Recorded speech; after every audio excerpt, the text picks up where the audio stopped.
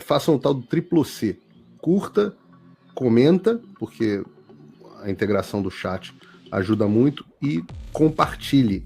Você pode fazer essas 3 coisas que ajudam o algoritmo a aparecer. Mas eu não tô brincando não, pessoal. Dá uma paradinha agora de 1 segundo e clica no joinha, que às vezes a pessoa já está acostumada a ouvir isso. Não, é importante que você faça isso, porque se você não fizer, inclusive atrapalha o vídeo. Parece que o vídeo é menos relevante. Então, o nosso vice-presidente, um conservador de boa estirpe, sujeito cristão decente, ligado ao Opus Dei, que jamais faria pacto com o diabo, que em hipótese alguma iria apoiar ladrão para voltar na cena do crime.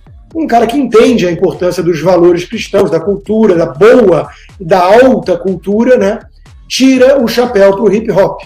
Esse é o nosso vice-presidente. Entende tudo de hip hop, né? Ele tirou o chapéu depois de colocar, obviamente, não dá para tirar o chapéu sem antes colocar.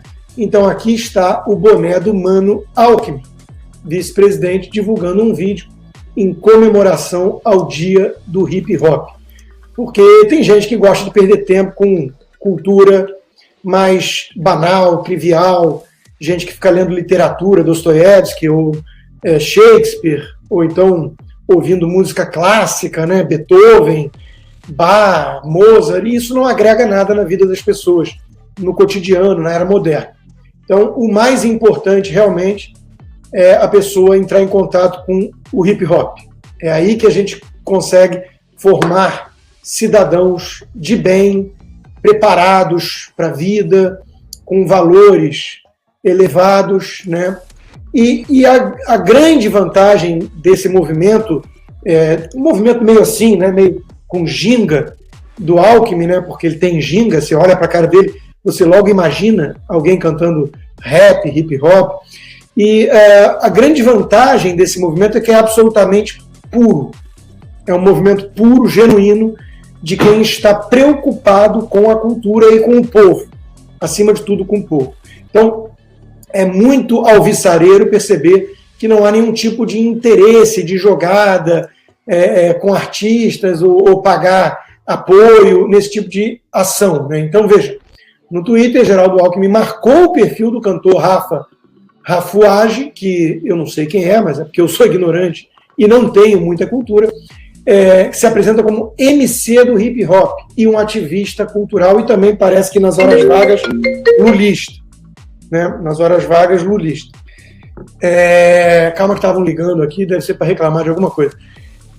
Nessa semana, então, ele foi recebido pelo vice-presidente e, de acordo com Rafuage, acho que é assim que fala, peço desculpas se não for essa pronúncia, Alckmin vai colocar toda a estrutura do Ministério do Desenvolvimento, Indústria, Comércio e Serviços, toda a estrutura, e é uma estrutura grande, né? Não é pequena, digamos assim, à disposição da, abre aspas, constituição da agenda continuada de diálogo e estruturação de políticas públicas que colocarão na prática os termos valorização e fomento da cultura hip hop. Além disso, Rafuage afirma que o presidente Luiz Inácio Lula da Silva deve editar um decreto e beneficiar o movimento. Então, é sempre muito bonito, muito comovente, quando artistas desse peso se unem com políticos do calibre de um Alckmin ou de um Lula para fomentar a cultura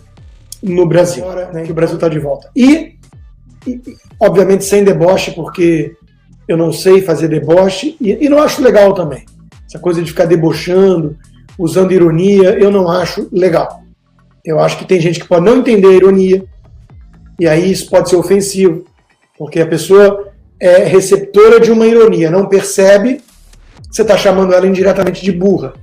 Então pode ter uma notícia amanhã, Rodrigo Constantino virou lulista, abandonou o bolsonarismo, né, porque todo mundo sabe que eu sempre fui bolsonarista, há 25 anos defendendo as ideias da liberdade porque era bolsonarista, e se o cara estampar isso lá na chamada do Brasil 247, do Globo, ou do Carta Capital, alguma coisa assim, e não fosse o que eu penso, ia ser uma coisa ruim para mim, né? Então, imagina, eu não poderia brincar com o azar, né? E Deixa eu bater aqui que eu não gosto. Eu não sou um cara supersticioso, porque superstição dá muito azar. Mas toda hora que eu falo essa palavra, eu bato na madeira só por desencargo de consciência. Vamos em frente, até porque se a gente for um pouquinho para trás, vai doer porque é grande. Mas, veja, aconteceu esse episódio aí com o André Lais, que eu conheço de longa data, né, um judeu, ele tem o Stand With Us, é um movimento para mostrar um pouco mais de Israel e tudo mais, e ele foi palestrar na Amazônia, na UFAM, lá na Federal do Amazonas, e teve que sair escoltado. Né? Houve ali ataques antissemitas, né? Porque ele foi falar de empreendedorismo. E onde já se viu falar de empreendedorismo e Israel na mesma frase?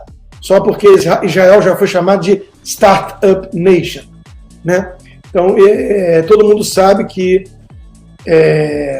existe essa ligação, essa associação de judeus com dinheiro, com controle do mundo e tudo mais. O Marx era ele mesmo bastante antissemita, mas vamos mostrar um pouquinho aqui do vídeo.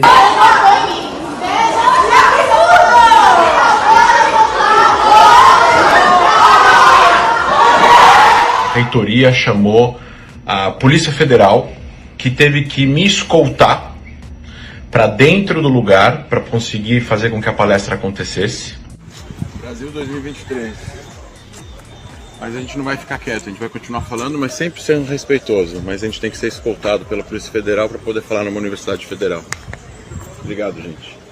E depois eu tive que ser escoltado sobre forte segurança pela Polícia Federal e a segurança da universidade para eu conseguir ir embora da universidade e do local que a gente estava. Eu acho lamentável que a gente chegue num ponto como esse aqui no Brasil no ambiente acadêmico. Isso é um alerta, isso serve de exemplo, que é justamente esse tipo de ódio, esse tipo de acusação leviana que cria um ambiente de violência entre as pessoas. É por isso que mas, de novo, né, em defesa da turma da esquerda, né, veja bem, nem todo mundo deve ser livre para expor suas ideias. É assim que os comunistas nos ensinaram.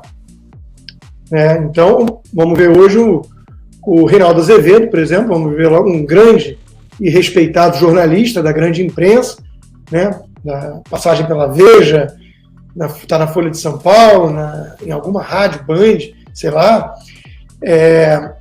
autor do País dos Petralhas, volume 1 e 2, mas ele encontrou a luz, se redimiu, e hoje mesmo ele defende que o bolsonarismo não pode ser tolerado. Por que o empreendedorismo judaico poderia? Então, são coisas para a gente pensar, sem conclusões precipitadas, mas assim, não é o que a turma do PT está ensinando para a gente, e a gente está aqui querendo aprender com toda a disposição e boa vontade do mundo. É liberdade de expressão, é livre debate de ideias e pluralidade, ou certas pessoas, não pode, tem que ser extirpadas. São animais selvagens, malucos, soltos por aí. É o próprio presidente Lula que está dizendo essas coisas. Então, food for thought, né? A gente fica pensando. E vou falar no Lula, olha só, o Huck ficou verde de raiva e está com raiva e decepcionado com o presidente Lula. Porque o Huck, na verdade, não é o Huck, né? É o ator que interpretou o Huck. Eu estou falando assim porque me parece que alguns petistas acham que ele, de fato, é o Huck. E ele disse que estava de coração partido com a decisão do presidente Lula, que ele apoiou, né, e botou toda a fama dele nessa campanha para impedir a reeleição do genocida, e ele disse que a declaração na cúpula da Amazônia ficou muito aquém. Aí a turma bolsonarista tira sarro, extra, mais um idiota enganado. Mas não há porquê. Não há porquê ser tão duro com o Huck. Né? Todo mundo tem direito ao arrependimento. E nesse caso ele pode estar errado.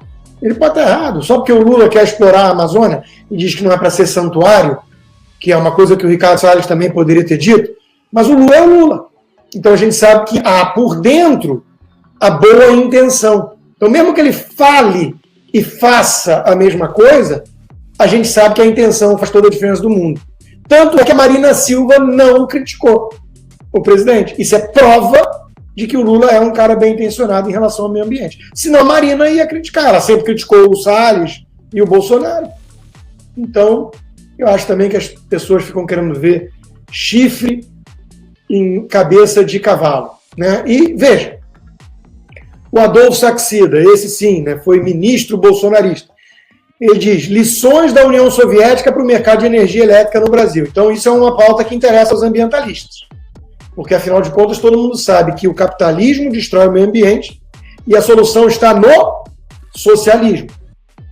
Tudo bem que aconteceu lá Chernobyl, tudo bem que eles destruíram até, sumiram com mares inteiros. Mar. Eu, essa semana, escrevi meu capítulo do curso Como Impedir que Seu Filho Seja um Idiota sobre o ambientalismo. Então está tudo fresquinho até na cabeça.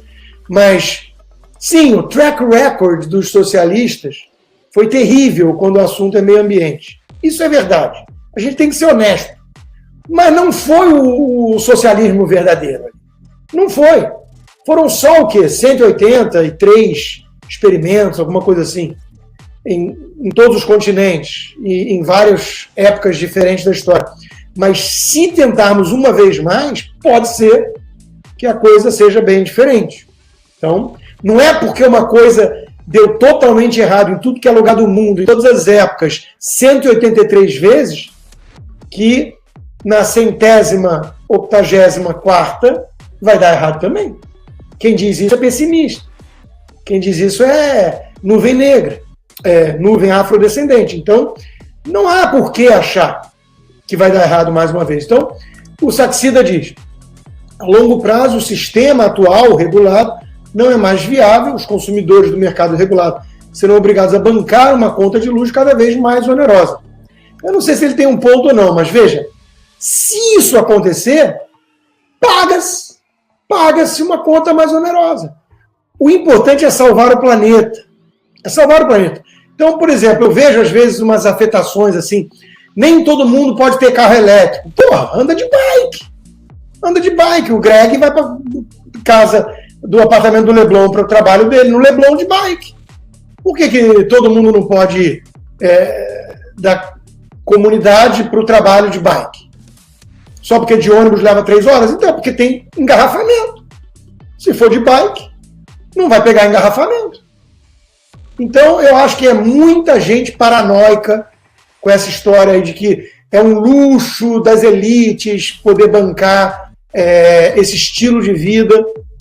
E aí também tem uma turma que aponta, né? Obrigado, Francisco. Tem uma turma que aponta, mas esses caras do ambientalismo e tudo vivem de jatinho para cima e para baixo, com uma pegada de carbono muito maior. Mas eles estão fazendo isso para salvar o planeta. Você que tem uma SUV e não é ambientalista, você está destruindo o planeta. O Bill Gates, o Al Gore e companhia, eles estão com uma pegada de carbono um tiquinho mais alta que a nossa, mas é com a boa intenção. Acho que o grande resumo da live hoje é esse. O que importa é a boa intenção, é o amor. É o amor. E o amor venceu. O amor está ditando as regras no Brasil agora.